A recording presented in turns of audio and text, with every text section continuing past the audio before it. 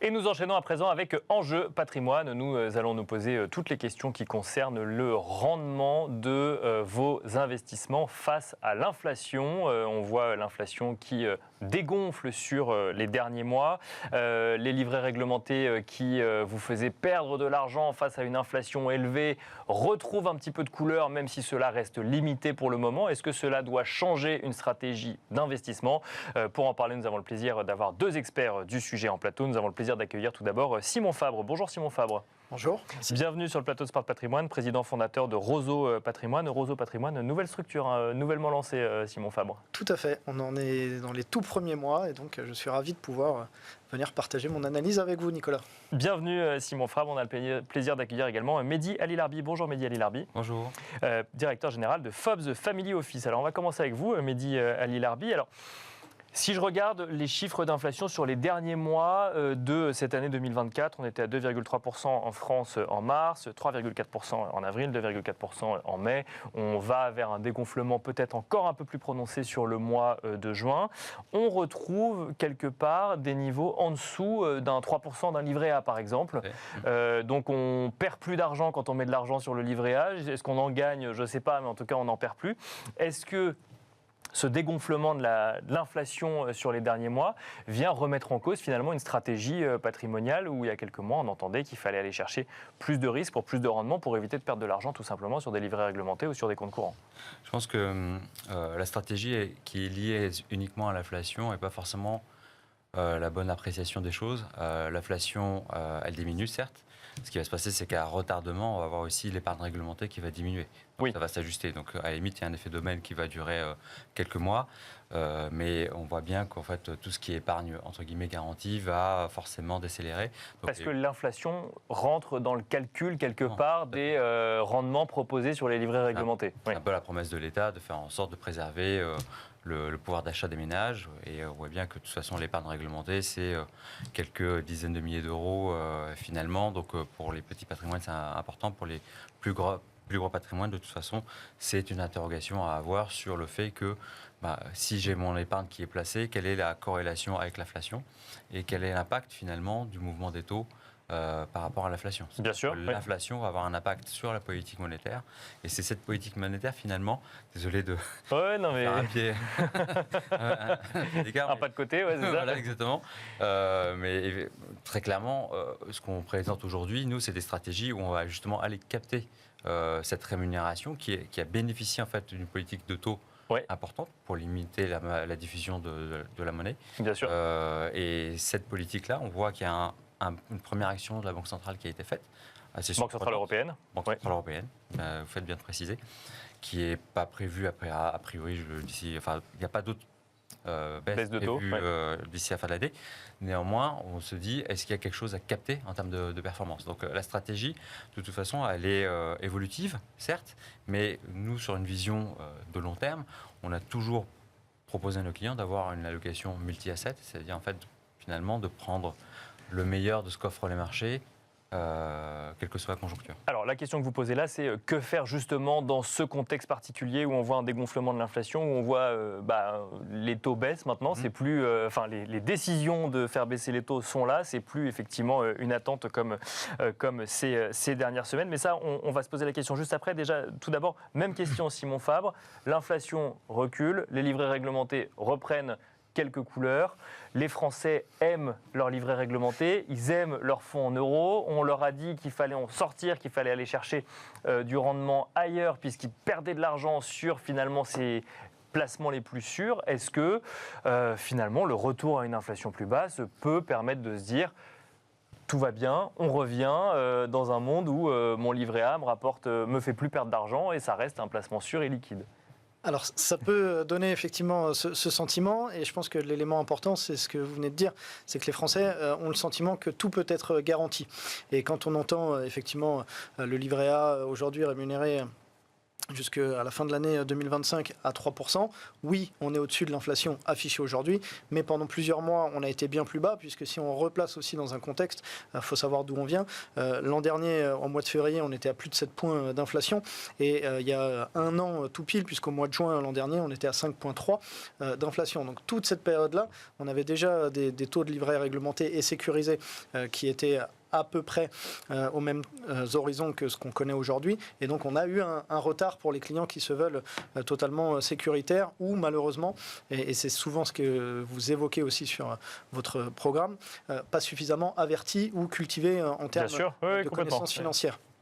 Donc si on reprend un petit peu de hauteur, c'est de se dire qu'est-ce que je veux dans mon patrimoine, et c'est aussi pour ça qu'on va, avec nos clients respectifs, tous travailler sur cette logique d'harmonie entre mon profil d'investisseur et mon profil de risque, ma capacité à accepter des pertes et donc à aller chercher potentiellement du gain, et donc à me diversifier et à prendre des positions. On le voit aujourd'hui, tel que ça a été dit, et vous en parlez aussi depuis un certain nombre de semaines dans vos émissions. C'est l'éternel match entre monétaire, obligataire. Oui, bien sûr. Comment je fige cette sécurité, puisque le principe quand même d'une bonne gestion de patrimoine, je pense qu'on sera tous d'accord ici, c'est de saisir les opportunités.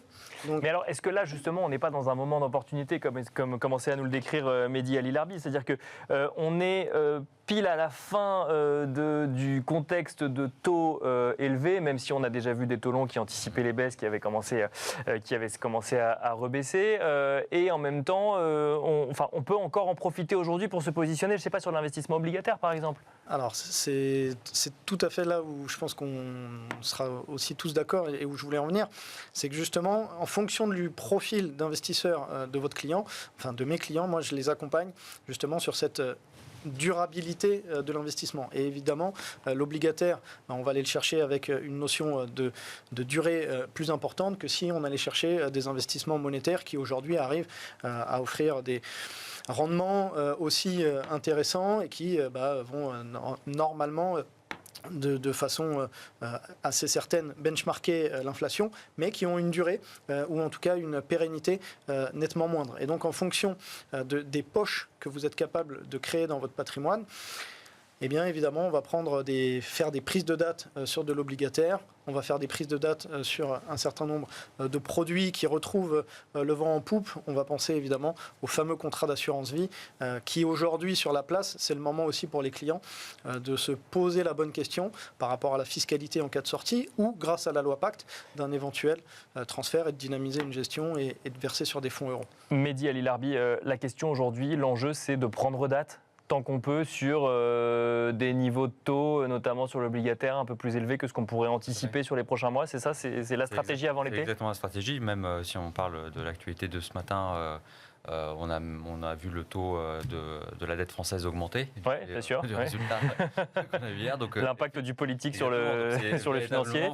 C'est là où il faut toujours être flexible. En fait, le monétaire, c'est une position d'attente pour pouvoir en fait allouer et finalement faire évoluer son épargne et ses investissements. Le sujet, il est sur un match entre le court terme et le long terme. Sur le court terme, on voit de toute façon l'épargne qui va être rémunérée de moins en moins fortement. Et donc, si on veut jouer cette stratégie de long terme de rendement, parce que là, on parle de rendement, on va constituer un portefeuille obligataire. Nous, on préfère en fait choisir nos lignes. Comme ça, on sait quelle est la qualité de la signature qu'on a en tant qu'émetteur.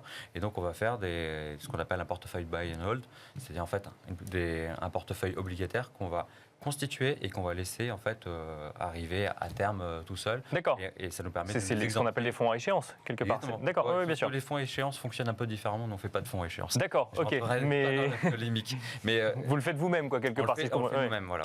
Et là, en fait, effectivement, il y a quelque chose à la capter sur 5 ans.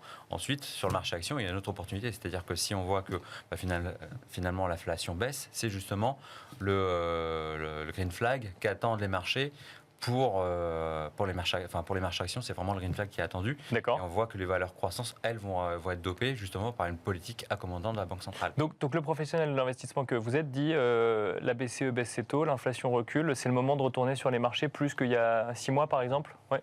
Oui, tout ça, parce que de toute façon, si vous avez votre inflation qui baisse, vous avez votre épargne réglementée ou l'épargne, je dirais, basique qui va baisser. Et si vous souhaitez chercher de la performance, et si vous avez un profil investisseur, là, effectivement, il faut aller chercher les valeurs, en l'occurrence de croissance. On a vu que lorsqu'il y a eu la hausse des taux, par exemple, une valeur comme Amazon a dévissé de 50%. À partir du moment où vous avez une politique accommodante de la Banque centrale, les valeurs de croissance vont profiter de ce mouvement. Et même au-delà, finalement, on a aussi le marché du M&A, donc des fusions-acquisitions, qui a été stoppé du fait de la hausse des taux. Là, si on a une baisse des taux qui est vraiment consacrée, on a des opérations de fusion-acquisition qui vont accélérer, et ce serait peut-être le bon momentum également pour revenir sur des sujets comme le private equity. Simon Fabre, je reste sur cette question de timing, de moment. On est mi-juin, dans pas si longtemps, il va y avoir les vacances d'été, les JO à Paris, et en même temps, c'est ce moment, si on regarde que d'un point de vue économique, effectivement, où on peut voir des premières baisses de taux. Si on rajoute le politique, en plus, on se rend compte en plus qu'en France, c'est un moment particulièrement suivi. Quand on est investisseur particulier, d'un côté, c'est un moment d'opportunité, de l'autre, c'est une fenêtre de tir qui dure quoi, un mois ? Ça va être une fenêtre de tir qui peut sembler courte, mais encore une fois, qui va finalement s'inscrire dans une durée beaucoup plus longue, puisque finalement...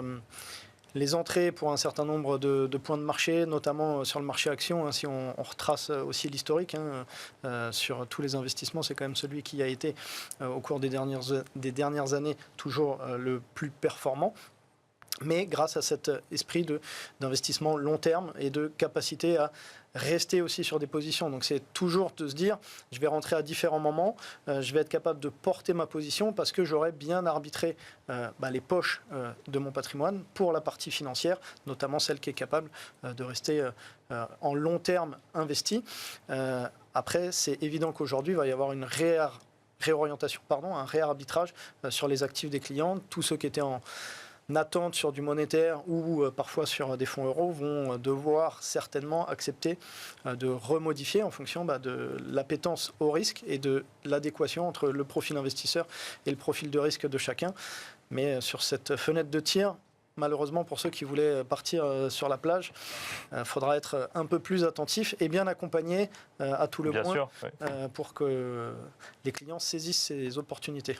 Rapidement, Mehdi Ali Larbi, alors, ce n'était pas le sujet de l'émission, mais le politique, le sujet, que ce soit élection européenne ou politique française, ce n'est pas la première fois qu'on se pose la question en matière d'investissement, de l'impact d'une guerre sur un sol européen, sur notamment l'impact que ça peut avoir sur ces investissements. Là, il y a le sujet effectivement politique qui va être suivi pendant un mois et demi. Ça peut avoir un impact sur la manière de gérer ces investissements ou finalement pas tant que ça. Un impact en fait pour ceux qui sont réactifs, c'est-à-dire que ce matin le CAC a ouvert avec plus de moins de 2%, donc c'est un moment où on peut prendre des positions. Il faut juste se rappeler que la France en fait était une économie toute petite au regard de l'échelle planétaire et que globalement c'est les États-Unis qui portent beaucoup plus les marchés. Donc si on voit la politique française du point de vue des États-Unis, ça semble assez éloigné, et des valeurs très internationales comme LVMH, Air Liquide ou autres, finalement, c'est un bon point d'entrée si on attendait justement d'acheter